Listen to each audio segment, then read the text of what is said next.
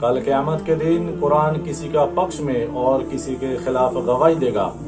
वो कौन है जिसके खिलाफ गवाही देगा और वो कौन है जिसका पक्ष में गवाही देगा। अस्सलामु अलैकुम व रहमतुल्लाह। नमाज में पढ़े जाने वाली सूरतें, तस्बीहात, उसका माना जानने की हमने कभी कोशिश ना की। अगर उसका माना जानते तो नमाज में हमको कितना सुकून मिलता, नमाज कितना खुशू से अता कर सकते। अल्लाह सुब्हानहू ताला हमसे कितना खुश होता कि बंदा मेरे बात को समझ रहा है और मैं बंदे का बात समझ रहा हूँ। हमारे कानों से ऐसे आयात गुजारता है, अगर उसका माना जानते तो आंख से आंसू जारी हो जाता।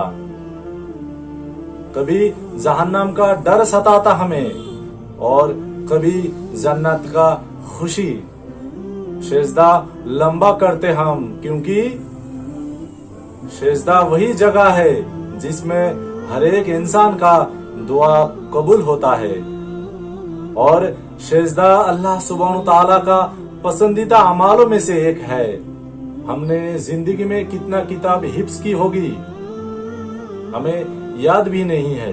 दुनिया का बड़े बड़े स्कूलों में, कॉलेजों में, यूनिवर्सिटी में पढ़ाई की, डॉक्टर बने, इंजीनियर बने, मास्टर भी बने, बड़े बड़े ऑफिसर भी बने, ऑक्सफोर्ड, हार्वर्ड यूनिवर्सिटी में भी पढ़ाई की, महलों में रहते हैं, नामी दामी गाड़ी में घूमते हैं। अगर हम कहीं जाते हैं तो रेड कारपेट बिछा दी जाती है।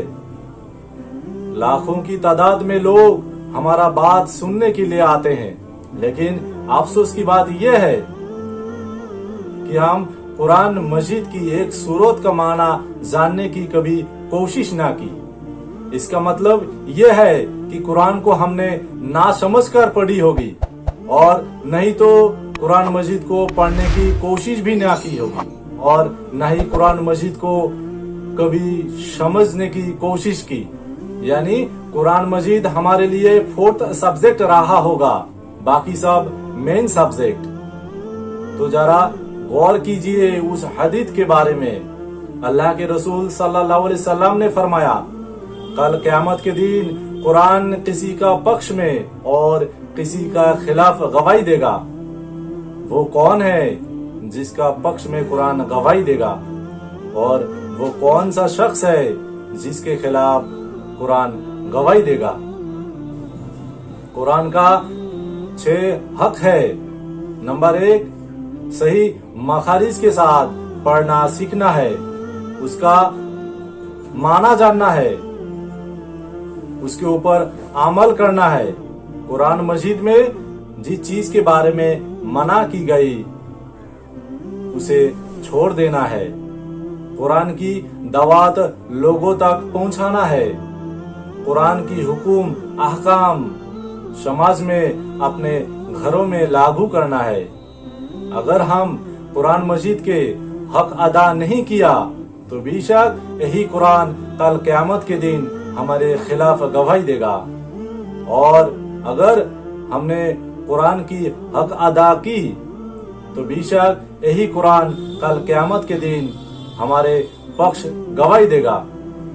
और जिसके पक्ष में कुरान गवाही देगा इंशाअल्लाह वो जन्नत में जाएंगे।